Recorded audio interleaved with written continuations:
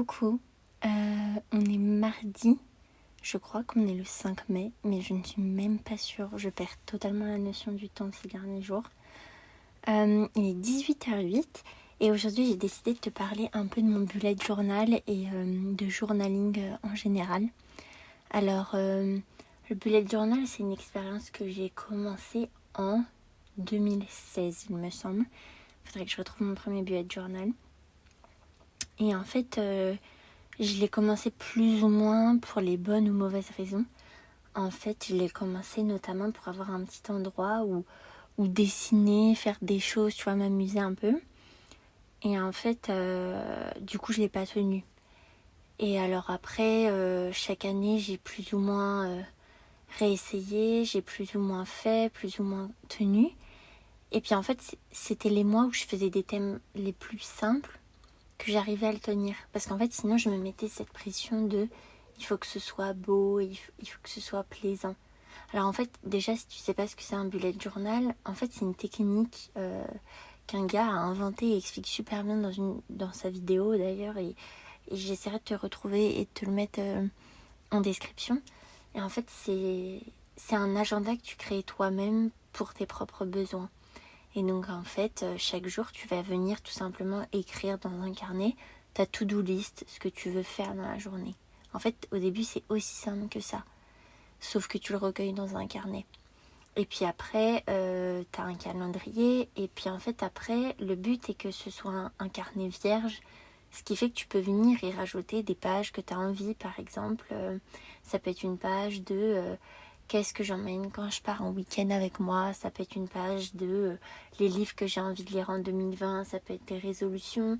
Ça peut être des trackers, savoir comment tu dors. Ça peut être un tracker pour connaître tes menstruations. Ça peut être un tracker pour... ça peut être pour le sport, pour la méditation, pour l'écriture. Ça peut être une page où simplement t'écris. Ça peut être une page où simplement tu dessines, où tu colles des souvenirs. Enfin, en fait, le but, c'est que ce carnet, il te ressemble, tu vois. Et que tu sois libre d'y écrire vraiment et d'y inscrire tout ce que tu veux. Alors du coup, tu peux aussi t'y perdre un peu entre journal intime et agenda, mais ça, c'est pas grave, justement. Le but, c'est vraiment que ça te plaise et que tu puisses faire vraiment pleinement ce que tu veux. Alors du coup, moi, après, c'est vrai que j'ai eu ce moment voilà, où j'ai un peu mélangé journal intime, journal de gratitude et bullet journal. Et puis en fait, c'était aussi compliqué parce que en fait, c'était un carnet de plus dans mon sac. Et c'est bête, mais quand tu as déjà un ordi ou un iPad, plus ton repas du midi, plus une bouteille d'eau, et t'as pas forcément envie de te rajouter un carnet. Et en fait, j'ai eu la chance d'avoir les moyens donc de m'offrir un iPad en août dernier. Et c'est là que je me suis dit, et si j'essayais le bullet journal, mais de façon digitale? Et en fait, c'est comme ça vraiment que j'ai réussi à trouver le bullet journal qui pour moi fonctionne, je pense. C'est-à-dire que maintenant, tous les mois, je crée à l'avance mes mois et j'y mets des thèmes plus ou moins simples. Tu vois, en avril, c'était Polaroid, c'était de simples traits, c'était très simple. Ce mois-ci, au mois de mai, c'est les abeilles. Si tu l'as pas vu, j'ai fait une vidéo dessus déjà sur YouTube. Et du coup, ce qui fait que je peux faire quelque chose qui me ressemble, que j'ai envie. Et je suis hyper libre parce que sur l'iPad, je peux dessiner ce que je veux avec les couleurs que je veux. Parce que c'est vrai que ça aussi, c'était un peu un problème avec le bullet journal. C'est que dans le fond, tu vois, j'allais pas amener mes feutres, mon carnet et tout partout, quoi. C'était un peu compliqué. Alors que là, j'ai tout sous la main grâce à mon iPad. Et ça, je dois dire que moi, ça m'est super utile.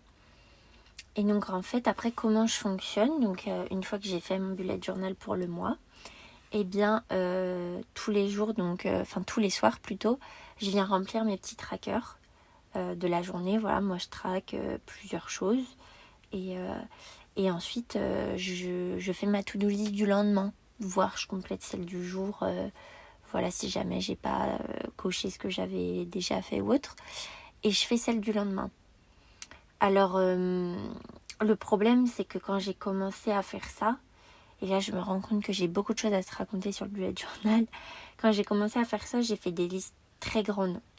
Tu vois, limite, j'écrivais tout ce qu'il fallait que je fasse limite dans la semaine, tu vois. Enfin, si ce n'était plus, j'arrivais pas à prioriser. Je me disais, si j'écris tout, je me sentirais obligée de le faire. Mais sauf qu'au bout d'un moment, il n'y a que 24 heures dans une journée. Et ça, je m'en suis rendu compte il n'y a pas si longtemps que ça. Hein. Vraiment, c'était pendant le confinement, au début.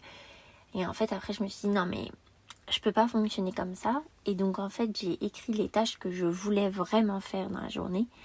Plus, je me fixe entre 3 à 5, mes très grands max, tâches prioritaires.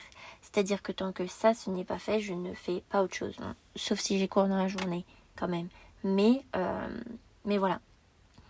C'est comme ça que je fonctionne. Et en fait, ça marche plutôt bien parce que, en plus, à la fin de la journée, tu vois, c'est hyper gratifiant de voir ce que tu as fait, ce que tu as pu faire. Puis tes plans ils changent aussi, tu vois. Enfin, hier je devais appeler quelqu'un, au final c'est bon, j'ai pu à le faire. Bon hop, j'ai juste à rayer, c'est bon, c'est pas grave. Donc voilà, je pense que le bullet journal, si jamais c'est quelque chose qui t'intéresse, à essayer niveau organisation, faut le tester. Tu prends un carnet, tu testes, on s'en fout que ce soit beau, que ce soit moche, que tu dessines ou pas, que ce soit noir et blanc ou en couleur. Enfin vraiment, le principe même, c'est de faire ce qui te plaît, de faire ce dont tu as besoin. Et il faut que ça reste ainsi. Si toi, ton besoin, c'est de dessiner et d'en faire quelque chose de beau, vas-y, vraiment fonce. Mais voilà. Du coup, je me rends compte que cet épisode est un peu trop long, alors je me suis dit que je te parlerai peut-être de l'aspect journaling, qui est plus l'aspect carnet de gratitude, / carnet intime, dans un autre épisode. Comme ça, celui-ci ne durera pas trop longtemps.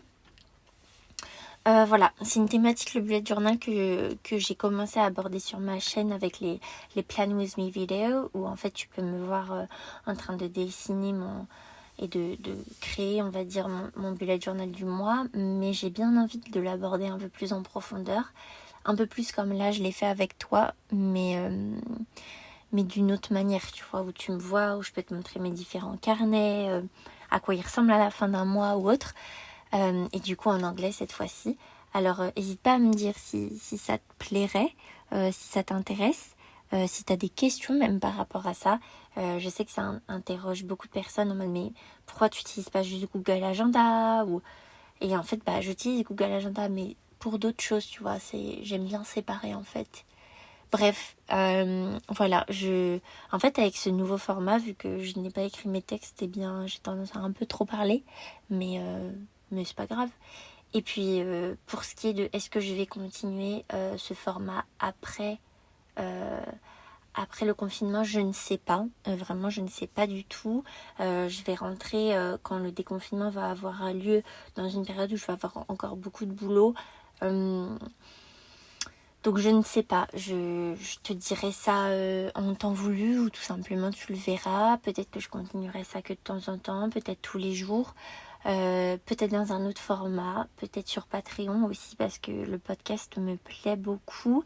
Est-ce que je serais capable de me prêter à cet exercice-là en anglais? Je sais pas, donc à voir. Mais voilà, vraiment, merci beaucoup de m'avoir écouté. Et puis normalement, on se retrouve demain, où je te parlerai du coup peut-être plus de tout ce qui est journal de gratitude ou journal intime. Allez, à demain!